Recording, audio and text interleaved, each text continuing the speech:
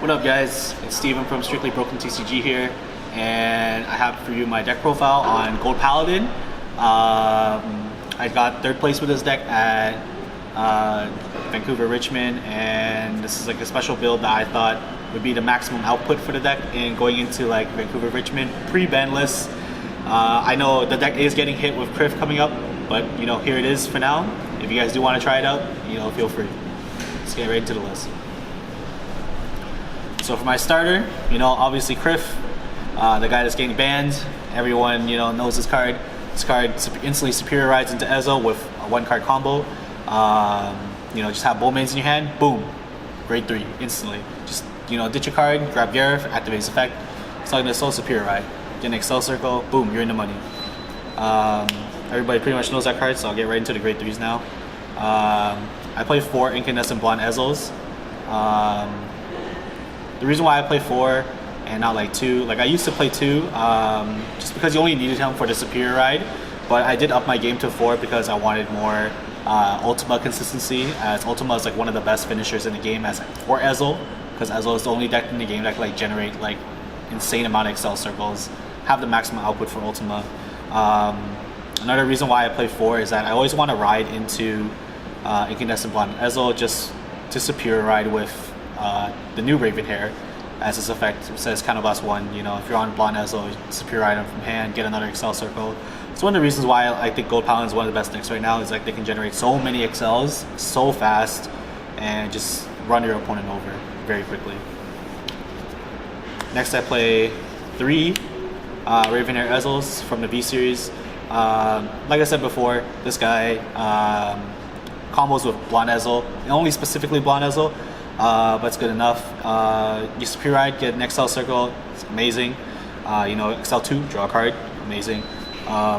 His other ability is pretty much on swing. If you have an Ezel in your soul, gets 15k in a crit. You know, I think early, if you're being damage denied, which most people do against Gold Paladin nowadays, where you leave them at 1, it is often better to just go into Ravenhair and just counterblast 1 and just try to hit them with the crit. It's pretty much guaranteed.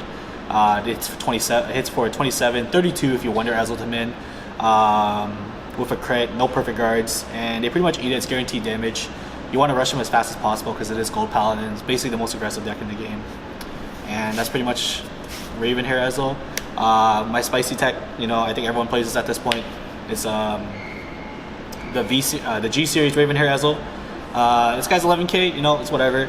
You just stride over him usually anyways. His effect is Limit Break 5. You know, if you roll on Ezel, for the entire turn, your opponent can only guard with grade 1s in hand. So being in a meta with Protect, like Nubatama and Oracle Think Tank, this is an amazing card. Limits out Protect, it hits all the cards out as well. They can only guard with grade 1s, but they can also G-guard. It's okay, but the main point is that you're not allowing them to use any triggers, grade 2s, or anything like that. You're limiting like half their entire hand in order to guard. Some things I like to do is like ride like a regular Ezel, and then activate my something called Breadius. I'll talk to you about that after. And call Wonder Ezel, superior ride into him, and then stride into whatever. The ultimate finisher with this deck, in my opinion, is ride this guy, superior ultimate stride with like a regular Ravenhair Ezel. They have the same name. You can do that into Ultima. Ultima is the best finisher in the game after all, and that's why, you know, this guy is absolutely broken if you can get him off, you know. Next, I play 4 of the new Aerial Steed Liberation card, Platina Ezel. This guy, not that good, but if you can superior stride him with Spear X, absolutely bonkers. So his effect, he has a unique effect. If you have, he says that if you have 2 grade 3s in your soul, then your drive checks this turn, or of like whatever 2 or more, will gain the effect of check top 2, drive check 1, call the other. Also stacks on top of Spear X if you superior stride into Spear X, considering Spear X is a stride. You get 3 drives, so you get to do this 3 times. So that's basically check 6 cards, you know, make a full field and check 6 cards, you know, flip a front, flip a crit, whatever. It's absolutely crazy. If you can do this first stride or first ride when you superior ride, it's basically like Glorious Raining. Glorious Raining Dragon on your first turn, you know, on like when they're grade 1 or grade 2 or something. It's absolutely crazy. Other than that, you know, he's basically a card that you always want to be on for Ezel wise, just because you want to have that ability to just counterblast 1 and then call 2 cards, unite, and then Spear X. Now we're gonna get to my grade 2s. I only actually played 8 grade 2s. It's a little scary for some people, I know, but I want the maximum benefit of being able to G-assist and hopefully hitting bow mains. So my first grade 2, Wonder Ezel. I don't need to say anything about this card really, to be honest. It's absolutely broken. You know, if your Ezel is, if your column and your Ezel is stand, you know, search your deck for another Ezel, ride it, gain another Excel circle, the Ezel gets +5. You know, there's nothing else to say. This card is absolutely bonkers. You can tutor any type of Ezel card. You know, you can tutor a Platinum Ezel, you can tutor, you know, the V series, the G series Raven Haired. You can go into the V series Raven Haired. You can even go back into a Blonde Ezel, and then counterblast 1 again, Superior Ride into the Raven Haired Ezel, and just do a whole lot of crazy stuff, and just generate like maybe like 5, maybe 6 Excel circles in like 1 game. You know, it's crazy. I think the most Excel circles I've ever had in 1 game was probably like 8. Crazy, right? My next grade 2, obviously, it's your boy, Bow Mains. Everyone thought he should have been hit, but you know, it's not even that bad. I think hitting Criff was pretty good, but I also think they should hit Spear X. That guy is actually insane. Bow Mains, you know, when it's placed from hand, specifically from hand, ditch a card, search your deck for Gareth, and that's pretty much it. If he gets called from hand, you know, he gets +3. 12k attacker, pretty cool. That's it. You know, he's basically your main superior ride target. He's your main ride target. Most people mulligan 5 for this guy. I do that a lot. I call it the Stephen Lee mull.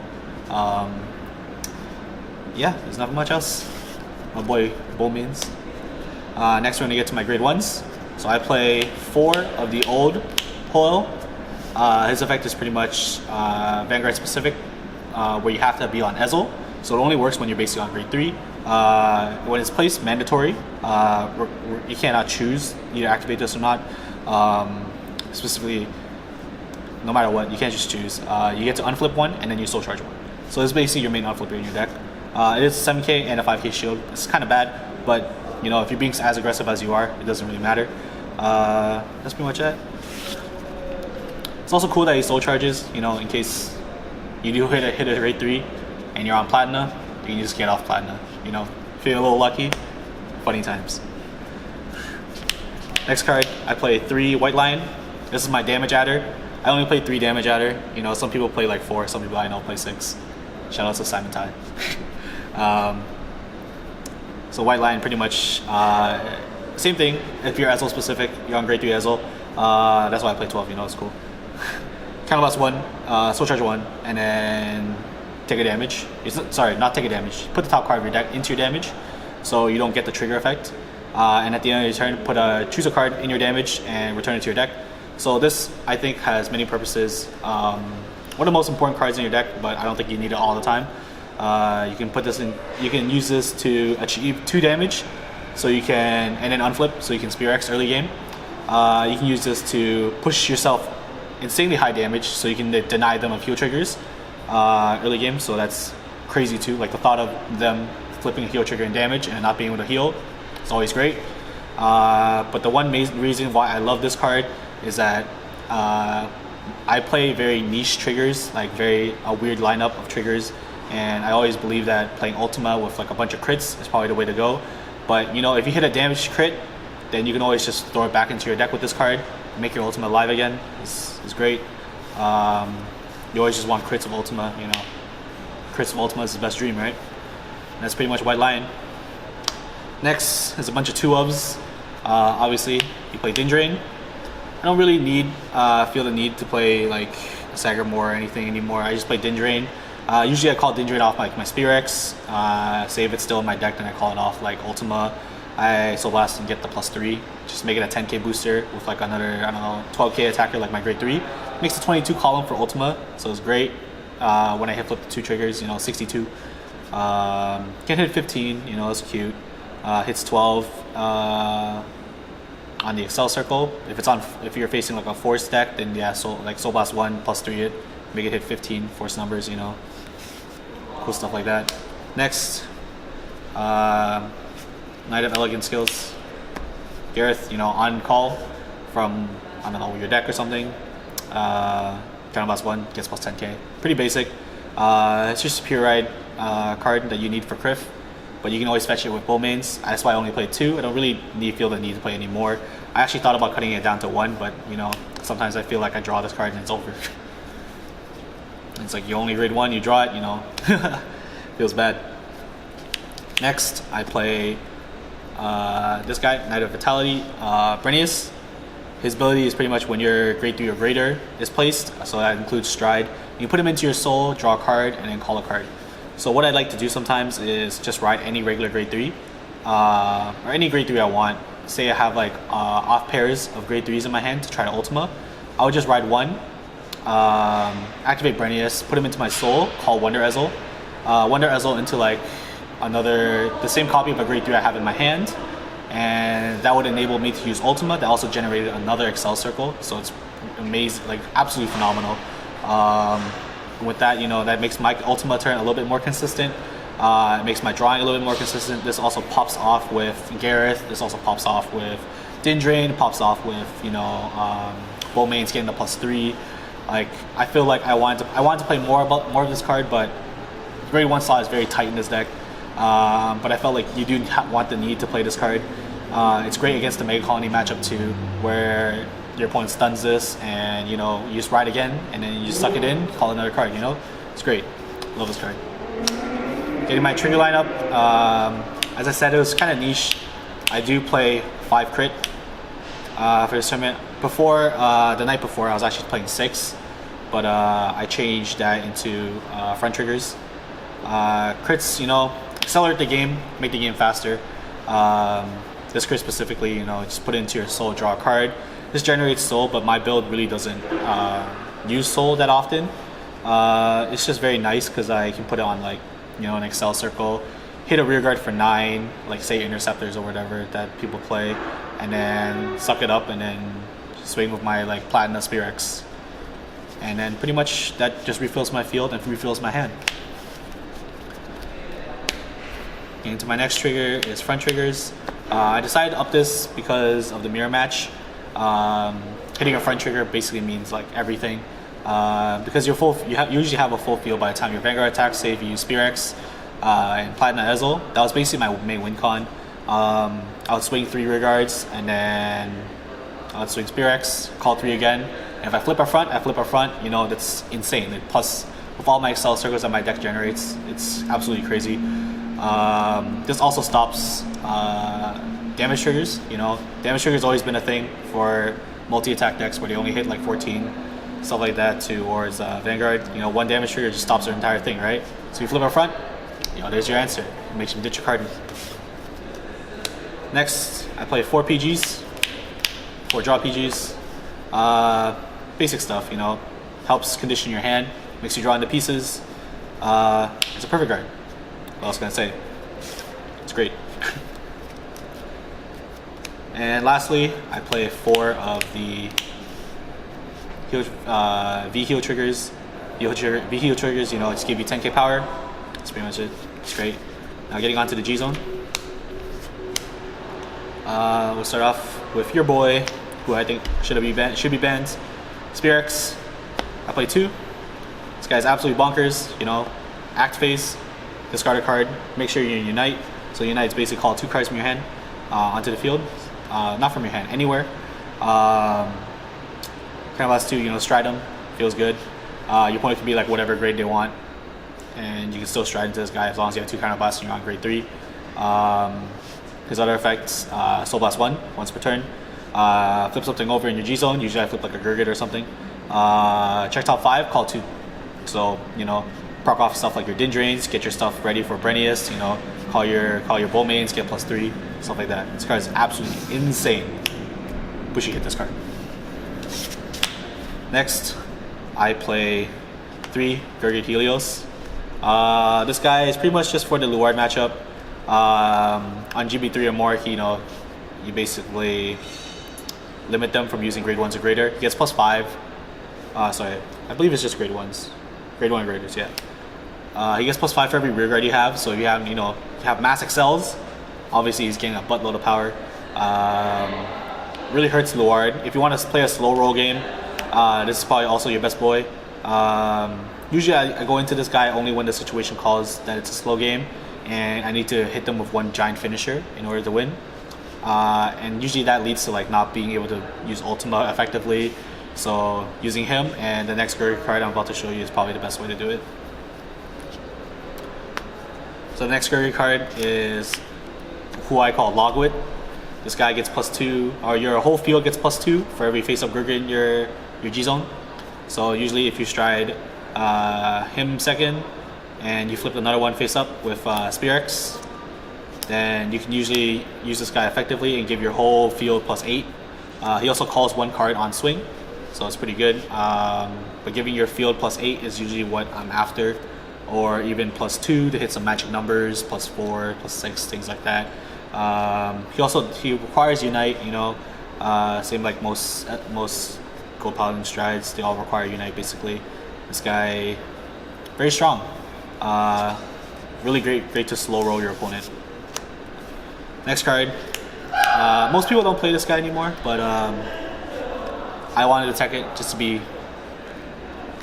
just to be safe in case I face any Link Joker guys. Ezel, you guys know what he does, right? Pretty much unlock.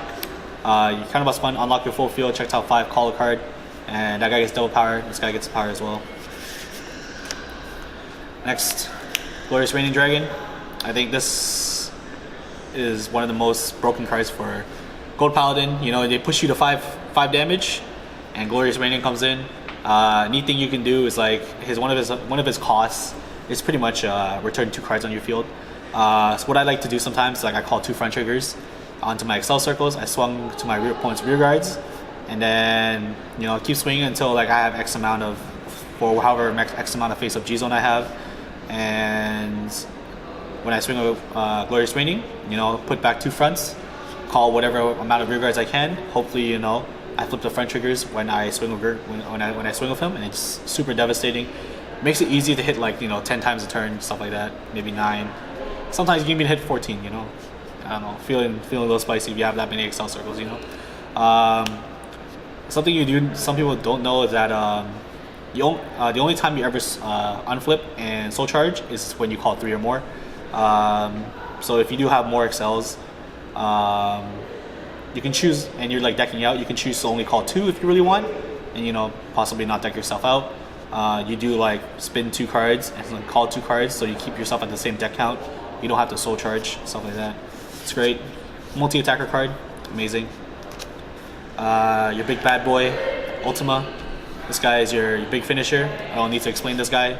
You have so many Excels, you stack 2 crit, stack a stand or something. Stack a heal, I don't know, it doesn't matter, yo. You're just flipping triggers with this guy. You're going bonkers. This guy's amazing. Main finisher, as I said, this guy with the G Raven haired Ezel, insane. Your opponent will always you'll always die. Now getting into my G zone, I chose to play the most basic of basic G cards. This guy just gets +5k. If I have 2 cards, I have 2 rear guards, he just gets +5. That's all. Same guard value as a heal trigger from the V series, but if you need a G guard so you can hit into your Glorious Reigning or your Ultima, that's basically who I usually go to, that has the most power without like thinning out my deck or anything like that. Next, I play 2 Slimmy Flare. This card's great versus like any deck from that Green Nation, Zoo Nation, whatever. You spin a card and you check top 5 for 2 cards with different grade. If you do search for a perfect guard, you can activate that perfect guard, so it's pretty good. Last card, Elise. You need to be GB1, kind of +1, G flip a unit, and then check top 2, call a card, and then at the end of that guardian, at the end of the battle step, it goes to your field somewhere. Keep in mind that it does not place, so you don't get on hit on place effects like Din Drain, things like that. It is move, and that's pretty much concludes my deck profile for Gold Paladin. I got a lot of inspiration from my boys back in WCC. I do miss you guys. Shout outs to a lot of Toronto people. You guys know who you are, and you guys know who you are who practice with me and everything like that. And shout outs to the Seattle people, y'all helped me figure out my deck for today.